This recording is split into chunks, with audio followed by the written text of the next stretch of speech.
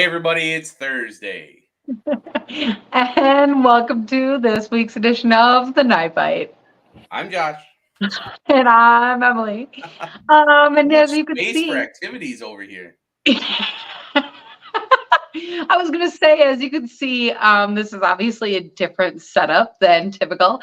The funny thing about I guess fishing is that we have to have a job to do all those side hobbies, tasks, all the fishing time. So I happen to be traveling for my actual job in real life. But we are still here today to do this podcast because, as we said last week, we were going to start talking about Wisconsin Fishing Expo, but we are not there yet. So, for people who are excited, then thank you for being here with us. But first, we're going to give kind of a fishing report. And gosh, Josh, we were on the water a lot this past weekend. Where do we start? Oh man, I've been really just kind of wanting. I've had this feeling that I want to hop around a lot. It's not a normal thing. It's something that I usually have a hard time doing, but fall really gets me excited, and I like to.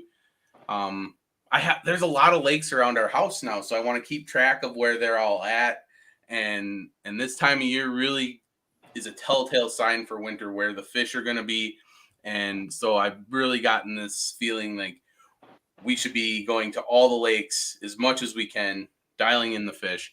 And so we basically, same scenario at every lake. We went to the deepest structure we could find, whether that was like any kind of topography or if it was like actual structure, trees or cribs, and we found fish.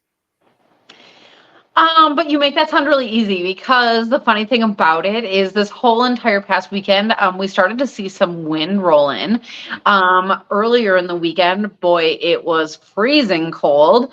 And the end of the weekend was chilly too. I think we saw a little bit more sun, but either way, that wind was cutting through. And so I think the key to fishing these deep fish, like Josh was saying, first of all, was being able to be out there and be on those fish, but also being out there, like dressed appropriately. And I found myself in many of those situations, all the fishing situations this weekend, dressed for literally winter. And I didn't want to quite go to that extreme, but I just, when you're on the water and there's just still humidity in the air when it's cold like this, and that wind whips through and it really can make you cold. And so when that winter gear is all totally wind resistant or windproof, I guess, even, and that's, I think, what kept me out there. Yeah, it was pretty windy. Boat control was definitely something we struggled with, and this time of year, summertime, you can get away with a little bit of wind. You can pendulum your jigs around, and fish seem to be a little bit more active. This time of year, you really have to kind of sit on top of them. And we did that as best as we could, and got a few fish, and we're excited to get out. Probably Sunday, it looks like, because it looks like we're getting wet over here in Wisconsin this weekend. So Gosh, and I don't mind a little bit of rain, but like we were saying, in this cold weather, 2 inches of we'll have to rain. see. Yeah, we'll have to see what's going to happen.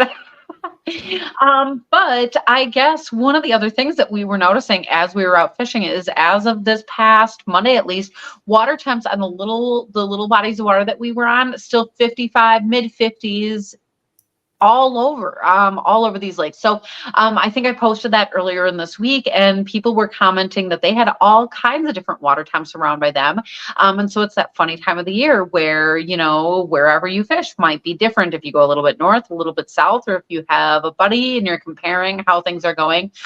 Ask about those water temps because fish are doing different things at this time of year. Yep, that was kind of a crazy swing. We had almost 11-degree swing between last Saturday and the Saturday before, and and that's a lot in terms of water temperature. And so, we were catching fish off of trees in 3 or 4 feet of water the weekend before, and last weekend it was 20 feet of water. So, just keep an open mind, trust your electronics a little more than usual, and get out there. Well, and with that, this is crappy weather, to be honest, and some people just don't like it, and some people have already put their boats away. And that, in part, is why we are here to talk about Wisconsin Fishing Expo, because some people have turned to that ice fishing mindset, and we are here for that. So, I mean, I guess without further ado, let's bring in our guest. And I guess you're already here. So, welcome to the show. And thanks for being here and sitting for all of that. And I guess, can you introduce yourself? Yeah, well, thank you for having me, Emily and Josh. Emily interviewed me at in Fargo last December of my first show, so first experience. So I really appreciate that. Yeah, so my name is Mark Bars. I'm a father of three, but my kids are. We're empty nesters now. And so, what are you going to do in retirement?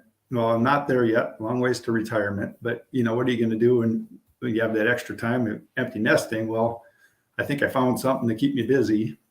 Maybe too much time, but I've been busy with the gadgets here since last Christmas Eve a year and a half ago. So anyway, I work for a compact equipment, well-known manufacturer of compact equipment.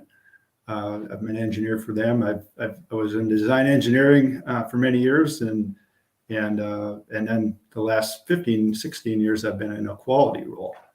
So I kind of got away from the engineering design piece, so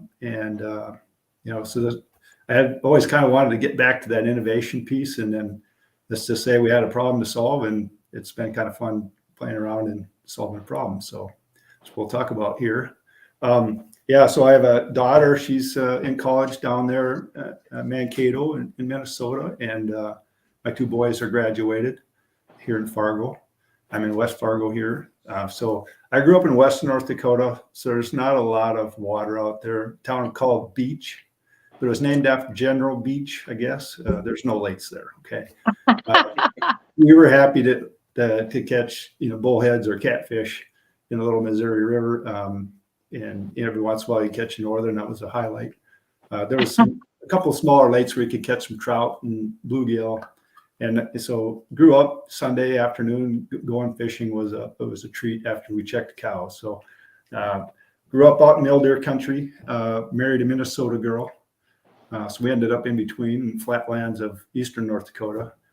But we have property over in Minnesota and in Otter Tail County where there's a lot of really good fishing. So I spend a lot of summers there, a lot of weekends in the summer there. I try to get out as much as I can, at least once a weekend, and at least catch dinner. And it's always a lot of fun. So anyway, that's a little bit about me. That is awesome. It's funny that you mentioned, meeting at the ice show last year, because I think one of the things that you reminded me is, I guess I didn't even connect this for the viewers at home. I said, "Oh, we're here talking about Wisconsin Fishing Expo," and then we cut in right away to you. And so one of the cool things is, we're going to talk about a whole lot more coming up in a minute here. But part of the connection here is that you are actually coming to the Wisconsin Fishing Expo, and so all of these things that we do talk about, you will be there to talk about it as well. Yeah, it's like how do I get exposure to a new market, a bunch of new people? Seem to do Yes. real well when I can show people what we have here. And that's a long drive for you. Yeah, it is. Yeah, I get over there once in a while. So for my other work. So. Okay, so for the people at home, because I have a whole bunch of other questions, but let's give them a hint of what this actually is that you're talking about. Because you talked about being an engineer, you talked about kind of this being a new idea. So share with us, I guess, what this is. So Christmas Eve, 2 years ago, or a year and a half, 2 years ago, I had 2 hours before family activities in church. So I went out, and I didn't want to waste time setting up my portable house. Drilled a couple of holes, and then I figured I better check. Well, there's a brisk breeze up here, and first 13-inch crappie, 14-inch bass, 2-foot northern, and then bluegill. I was having so much fun I didn't want to stop, but my fingers got cold. So I'm reaching in this little waxworm container. If you didn't have a waxworm on, you weren't catching any. And pretty soon I'm sitting here, I can't even grab onto one of those little guys, let alone feel anything. And I'm thinking, I'm going to get frostbite. I should just stop and set up my house. But that got me thinking. It's like, if I had a way that I didn't have to take my gloves off, I could just keep fishing. So that was kind of where it all started. But it really started when I was sitting here. Pretty soon my hook was in my thumb and I couldn't even feel it. And then I'm like, okay, we got to find a better way. So they come in these little containers, a lot of, at least in Minnesota here, it's 24 count containers. So how do we come up with a way that we can, you don't have to get a handle for your bait, basically. And that's what we came up with. It's a new tagline, get a handle for your bait. So what we have is, it's like a 22 clip. We have a little cartridge here that has a spot for, in this one, which fits in that container, I fit 22 around here. And then you have a closed position. And you can preload this. It's just like loading a 22 clip, kind of tedious. You can run through one a lot faster than you can load it if you have a semi-auto, right? But yeah, you preload this thing, snap the cover on. And then when you're out fishing, you just rotate the dial to the next spot. You take your hook down, rotate, and you got one on. So you don't have to hold on to the bait. You hold on to your container, and it fits right in your pocket. It's very portable. They stay warm in your pocket. You don't have to worry about them freezing. And yeah, it worked pretty well. So, during COVID for work, I was out at Con Expo in Las Vegas when everything got shut down just after that. So we came home to quarantine. We had to quarantine for 2 weeks. And my wife, she was pretty, she's very, was worried about the germs back then. So I got quarantined to the basement for 2 weeks. And they brought food down, and, I avoid contact. And so what are you going to do after work at night? I was bored, so I had an idea for a tip-up design. So I got some modeling software, because I used to do a little bit back in the day, and modeled this thing up. But it's like, what am I going to do? I tried to make, I didn't have anything to really make it, so I bought a 3D printer, and so that was sitting there. But then it took 24 hours to print the first one, and I realized, there's not a real good business case with this. With my 3D printer sit there for a year until this idea came up, and I think I can fix that. So that's where this came from. So I 3D printed the first ones, and I have probably 40 iterations as it evolved, and it's designed to fit in this container. So when you're done, you can, or if you can put it in your pocket in the container, or put it in the fridge. And I find that they keep in here just about as long as in the sawdust. And so, I just keep a few loaded at the cabin all summer long, and the kids, they can take and run down to the dock, and, they have their bait. Super portable, super handy. You don't get sawdust all over. So it's a all year type of gadget. I designed it for ice fishing, but it's really awesome in the summer too. Came up with a new cover with a lanyard, and I've been kayak fishing for the crappies, and that's been really nice. And, so the other cool thing about it is you don't have to bend over to get your bait. It's right here.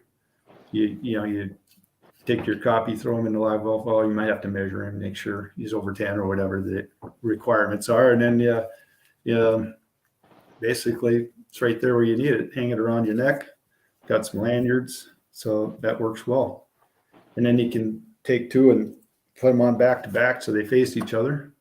And, you get basically double with you around one lanyard. So that worked pretty well.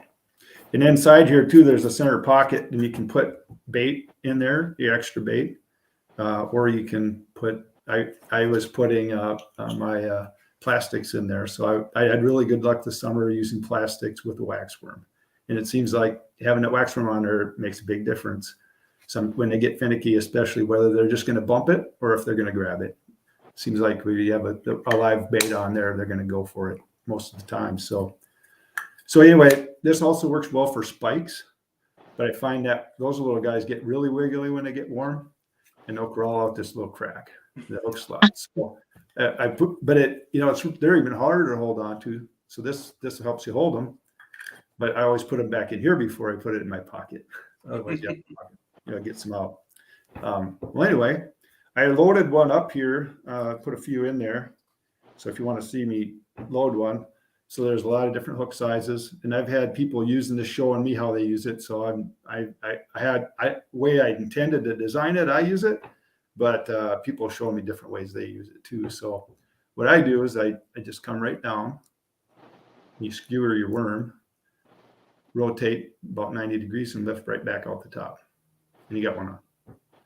So, so the real test, what I designed it for is, can you do that with your gloves on, right? Well, I don't have to grab my bait, just have to grab the container. I can still rotate it. Probably the hardest thing is grabbing your hook. If you use little pliers, that helps. But yeah, you can do the same thing with your gloves on. So that's the problem I was trying to solve right there. And anyway, so that's that. So that was the first thing. It worked so well. I'm loading it in the pickup before I went out on the ice. I'd stop by and get a couple of these containers at the local gas station, bait shop, and load my containers before I went out on the ice. So then you get sawdust in your pickup. And also I bought some tubes because I was thinking of a dispenser, like a snooze can dispenser or something like that, but I couldn't find their optimum size. So I came up with a 3D printed sifter design. It was kind of clunky, but then these tubes are sitting there. How am I going to use these tubes? Well, then it kind of dawned on me, why not do this? So what I have here is the waxy sifter. It's super convenient. You can basically, these are just little bungees to keep it from coming apart. It's friction fit for the most part, but take the top off. You dump your sawdust waxworm mixture in there, and then you sift it, and then it comes apart there, so they're easy to grab right in the tray. So that works well. If you want to see me sift, I can do that. Here's a nice little flat of waxworms. Some stores don't carry them until around here until October, but over in Minnesota, I can find them all year round. So, and I usually buy this big container now. I have a lot of fun. I've been using these all summer and had really good luck. So you just shake it a little bit, and the slots are size for waxworms, and you can use it for spikes too. And spikes will crawl through right away. So after you sift them, dump them out right away. But basically, that if they've got some big chunks, you can just easily grab them out. So that makes super handy. Some people just like to have this in their ice house. We put a little D-ring on there so you can hang it in there if you want. So that's the waxy sifter. So then, but people don't want to really load every one at a time, right? And 22 shells and ammunition, they have speed loaders, right? So why not have a speed loader for our bait? So that's what this is.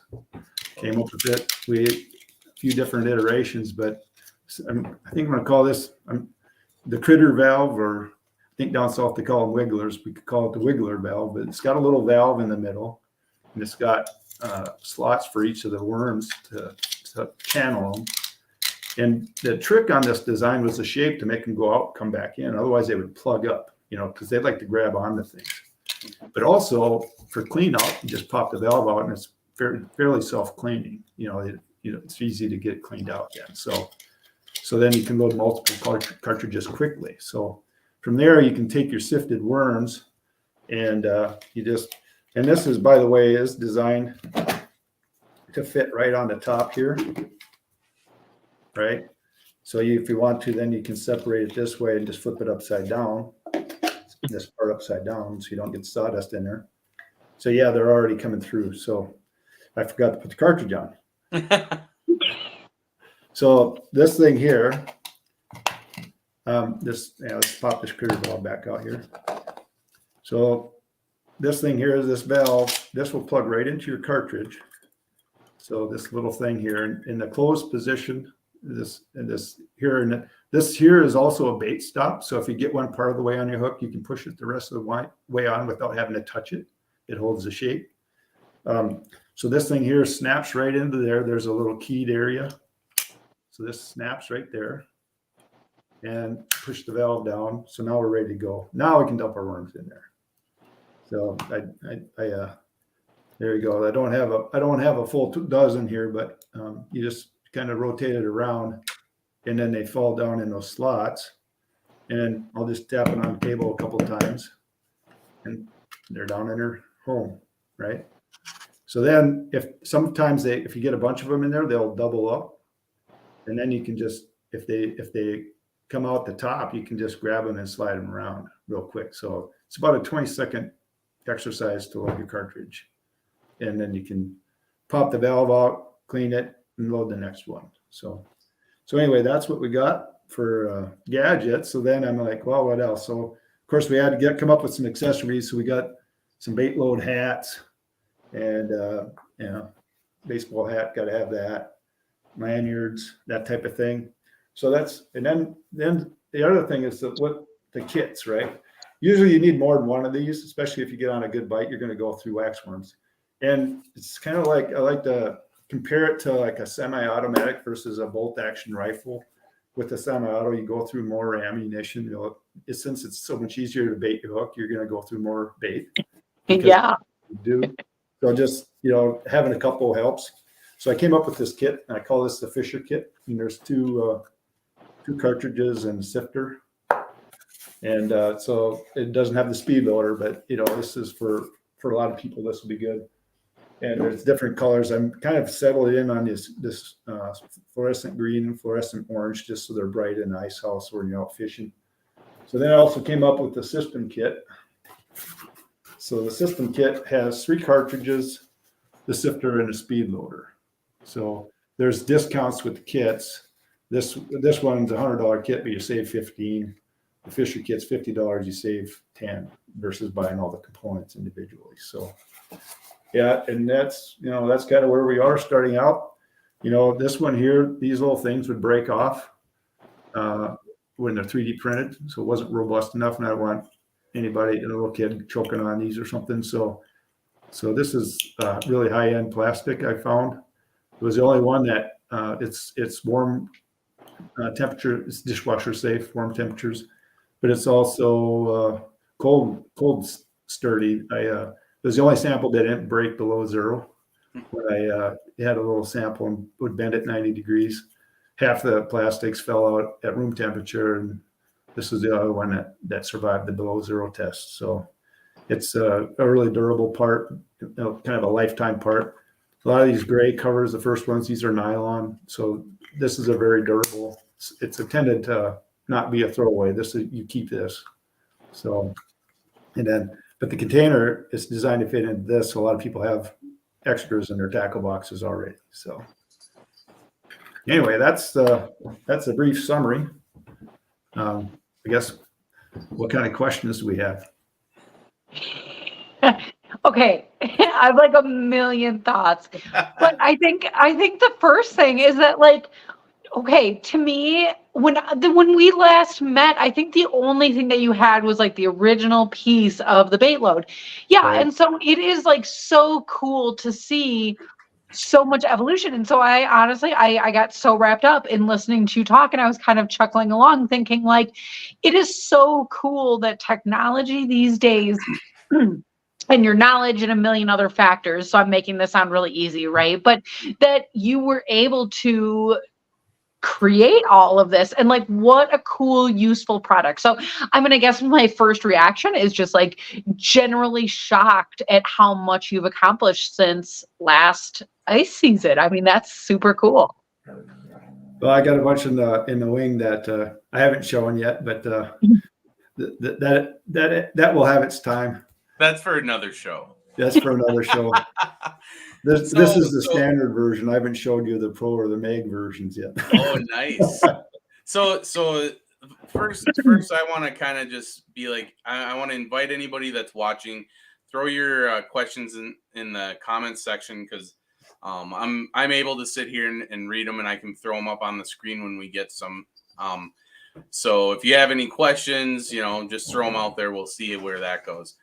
I see a really cool market for this in tournament fishing. And so the thing that really caught me on it is that I know there's a lot of guys that don't use live bait, just for the simple fact that you'd have to keep it alive, and you have to like like keep it's time consuming, right? It's a time consuming process. It's more productive in some instances, but it's also more time consuming than plastics because you have to like rebait every time and dig all that out and what have you. So the fact that you thought of having a little plastics port or an extra bait port inside of the spot where you have your bait loaded, that I think is going to be something that hits the ice fishing tournament trail really quickly, I think, because those guys, like you said, they can get the speed loading kit, they can load up a bunch like right before start, they can have the 2 on their lanyard, they could have 2 in their pockets, and that like for a half a day's fishing, you know, a full tournament, I feel like that's going to work out well for them. And then if they, you know, if they still can put the couple of plastics when they pre-fish that they were having success on, I think this is going to be great for that. Yeah, and I tried to get it so you could also load a treble hook. I like in winter fishing, I use a lot of gold treble hooks, and so it's open wide enough you can get it in there, and you can load up a treble hook real quick. So some people like to grab just the end of their bait. You can do that with this too. It's just there's technique that you pick up using it.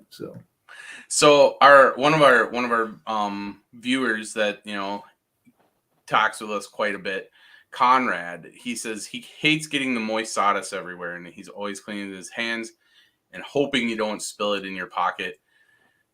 And with the sifter, that's the other thing that like automatically popped in my head. Any of these guides, not guys, but guides that are fishing a lot of bluegill or whatever, or they have big groups, this is going to help out immensely. Just, you know, the sifter alone, but just the bait load that they can hand out to their customers, like that takes a whole lot of effort out of, like, a big chunk of the guiding is, you know, helping some of these people that have probably never ice fished before or are very unfamiliar with it, and just being able to give them something so simple, and that, you know, cuts their cleaning, trying to pick stuff out of the sawdust. That's awesome. So wait a minute. You're talking about the sawdust on the ice, and then you're talking about the tournament trail. I mean, that's an amazing piece of advice. Do not skip that. Because when you are out on the ice, and if you look where people drop all their sawdust, that means that they're either getting bit off there or they had a really great day at that hole. And so if you have this system where you're not leaving that sawdust behind, that is so cool. You can kind of keep your holes a little bit more secret. Yeah. So that's one of the good points. The sawdust, keeping that clean in the summer as well. I use them in the summer. Same thing. You don't get it in your boat. You know, people say, "Well, I've got a nice, warm, cozy fish house." Yeah. This is convenient. Goes right with it. I actually gave some to some guides up in Devil's Lake. I asked him a week later, "Well, how did it go? You know, you're interested?" He goes, "Well, they work great, but we can't use them." And I said, "Well, why not?" And he said, "We'll never get them back from our customers." So, I mean, a good problem to have, I guess. But, you know, a lot of guides will give out the little 24 count cans.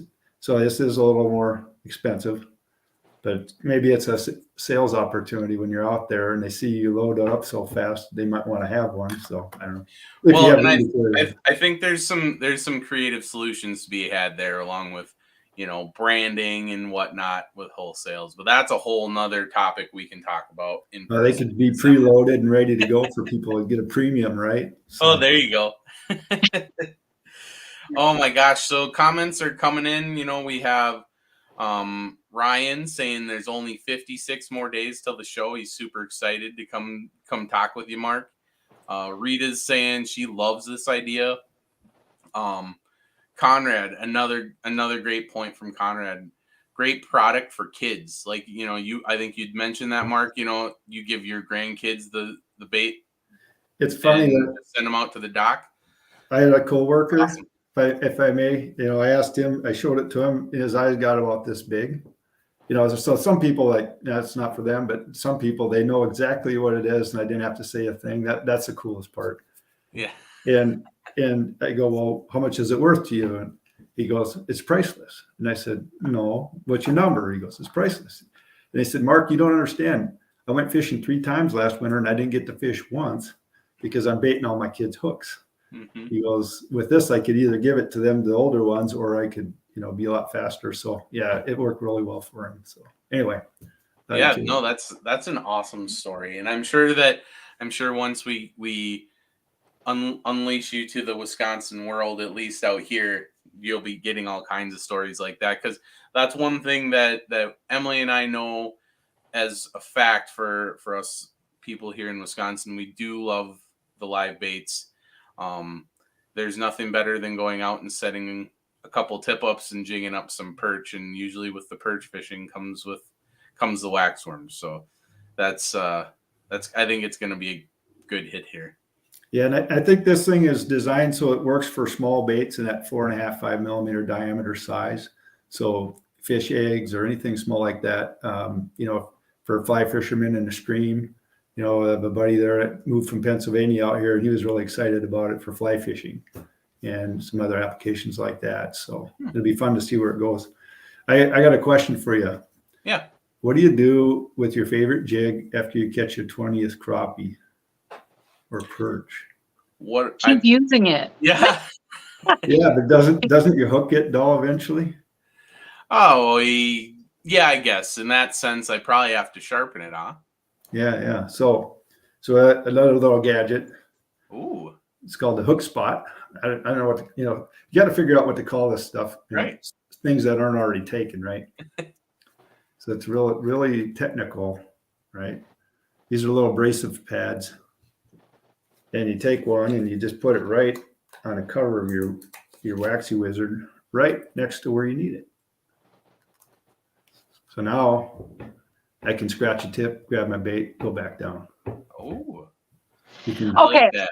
I was going to say, I'm going to cut in here really quick because you asked this question and I was like hoping, I'm like, oh no, where are we going with this? Because I will admit I have other hook sharpeners like in the boat and like in my tackle box or something. But like, honestly, sometimes when you get too many gadgets and it's like hard to use them all. And so what I like about this, first of all, is I think that the BAITLOAD is awesome and I think that it is super usable. But when you can add that little detail to it, that is the kind of instance where like me as somebody who should sharpen their hooks, I know it and I don't. I should do it. I should, honestly.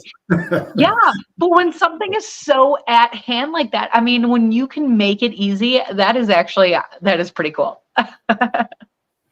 Yeah. Well, and I think that's also something you just brought it up, talking about loading treble hooks with spoons, and I think that's something with not everybody has caught on to the whole vault train over at Lakewood, because that's an awesome tool to keep your treble hook baits and keep them sharp because they're not banging on each other.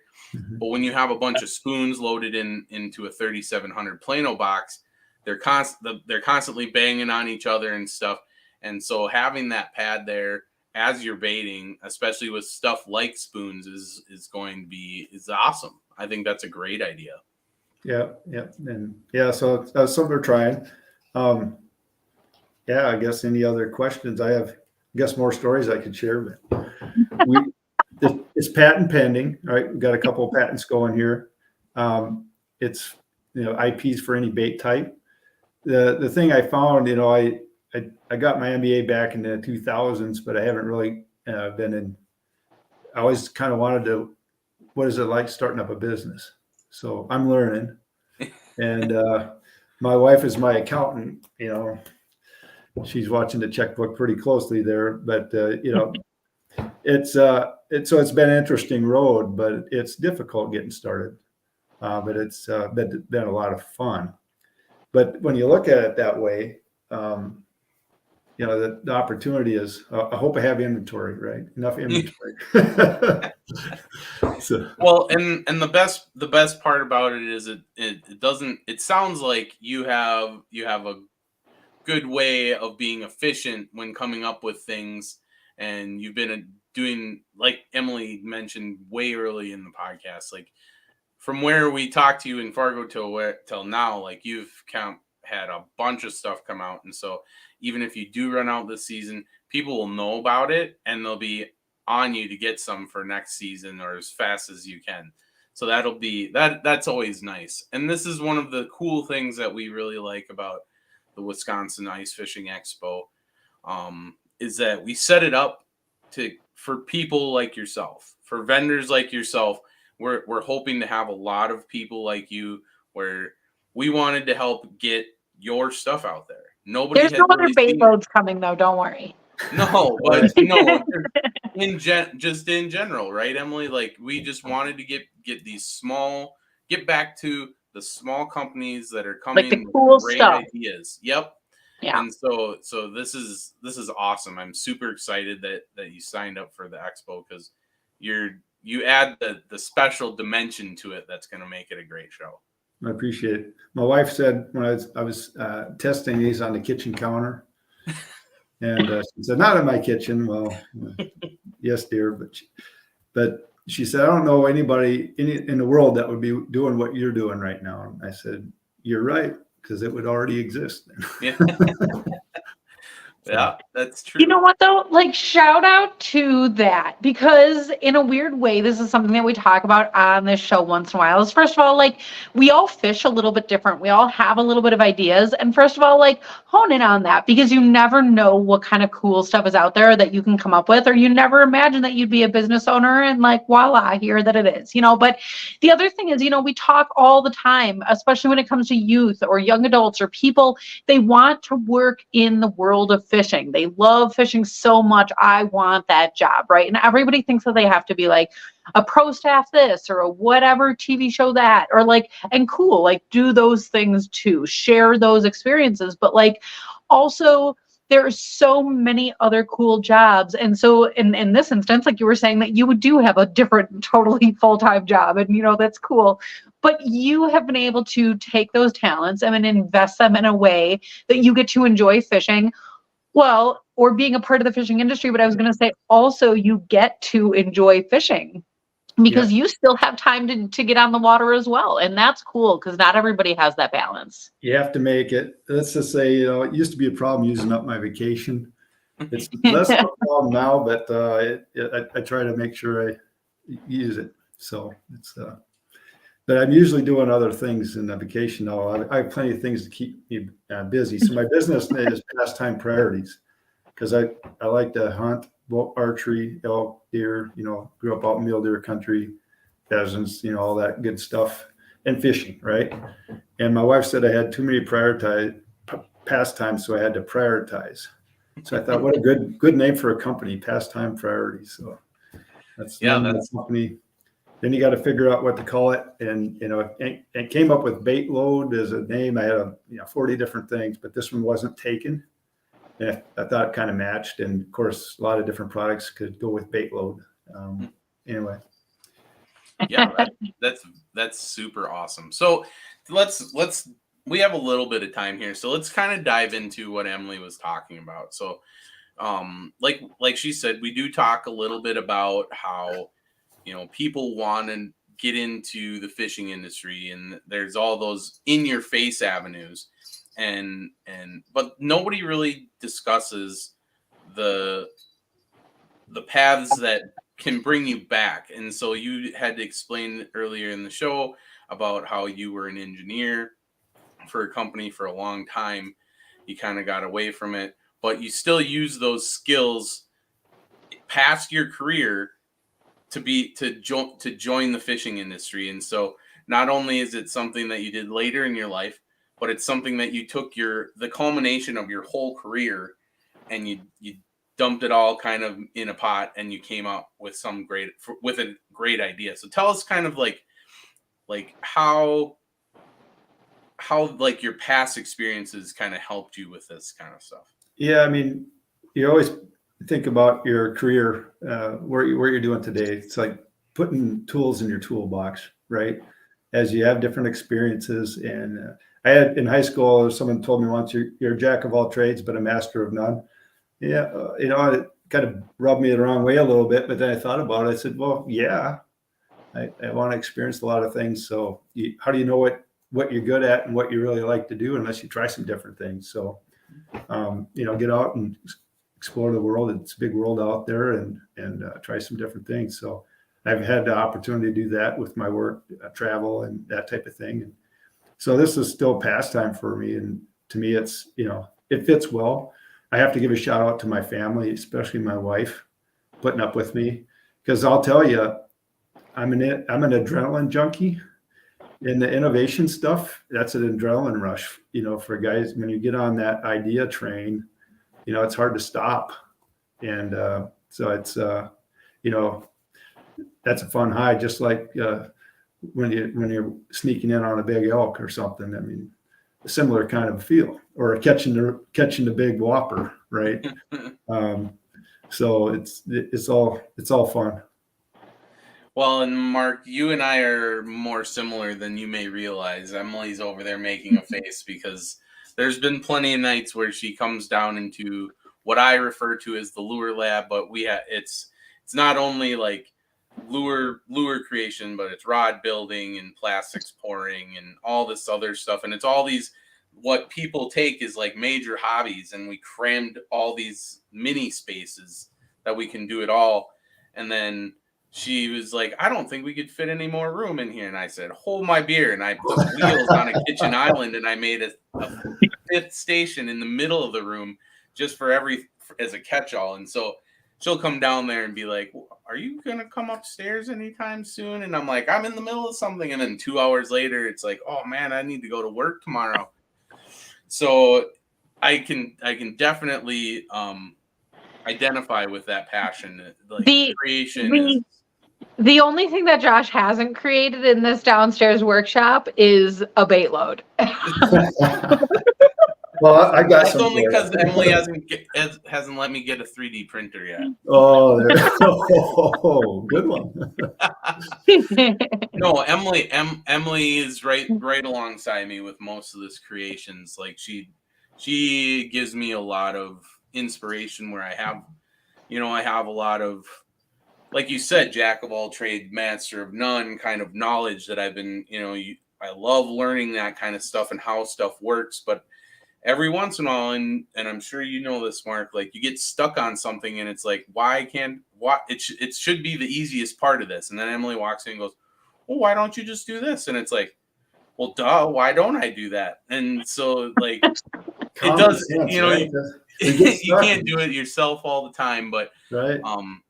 But just making it to the end goal of whatever you're doing, whether it's some small modification to a bait you buy in a store or some original idea, I think, that's I think that kind of passion is the energy that we want to fuel these expos. Is that's why people come, is to talk to people like you, to get to know you.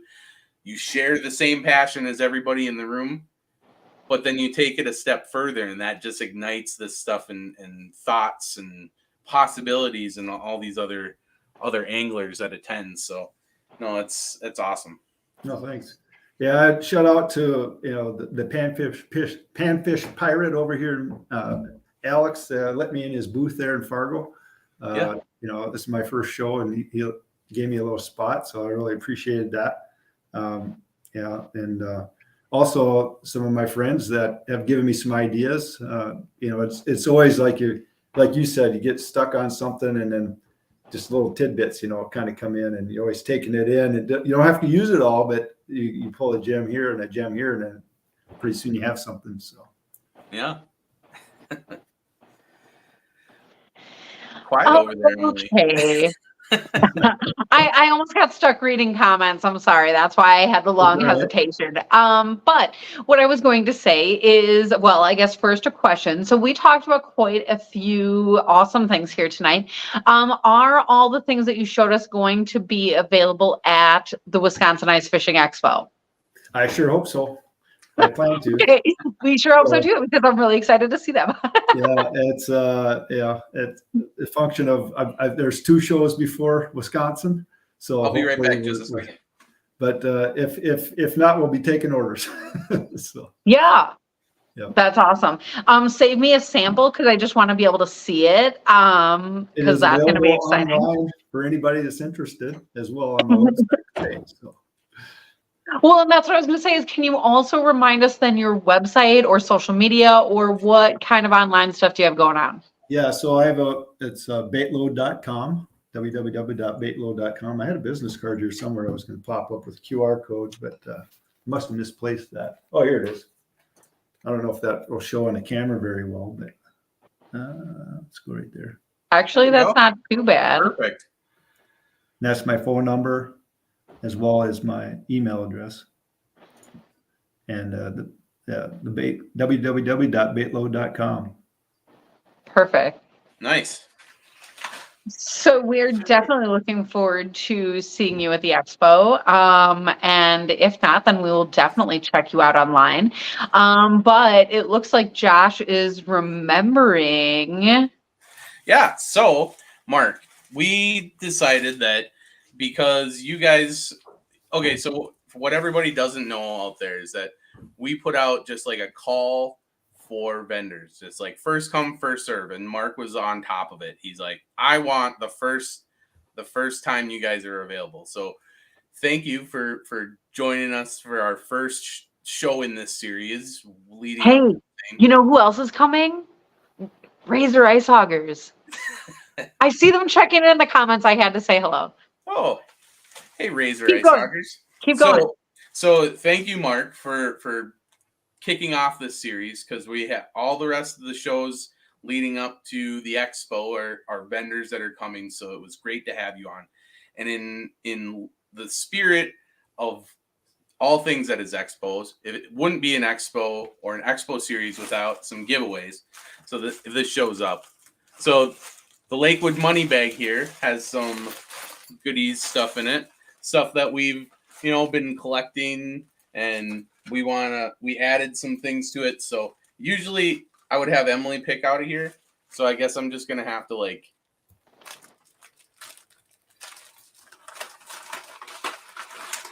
pick something, and we'll pick somebody out of the comments who commented. Here we go. So somebody is going to get a Widowmaker lure plastics wallet. So Widowmaker Lures came out with this wallet a couple of years ago now. Oh, and it has a koozie in it. So you get a koozie with a handle, you get the lure wallet, and we'll do a random draw here at the end, and I'll post in the comments. Yeah, I'll post in the comments a screenshot of the winner. So. Oh, and that's cool. And Ryan Mader's checking in. He said that he won last week. And we got that package sent out. Oh, shoot. It's in my car today, tomorrow. That's how Ryan, so I sent it with Emily to put it out on Wednesday, and apparently she's probably over in Hayward using them. I'm in Hayward, so it's going to come from this beautiful fishing capital of Wisconsin, and that's going to be awesome. But tonight there is another winner that is going to be coming up, and gosh, not tonight, so maybe I shouldn't say this here, but you know what? I think that somebody at some point should maybe win some tickets to the expo. Yeah, we're So gonna if have people are interested in that, let us know.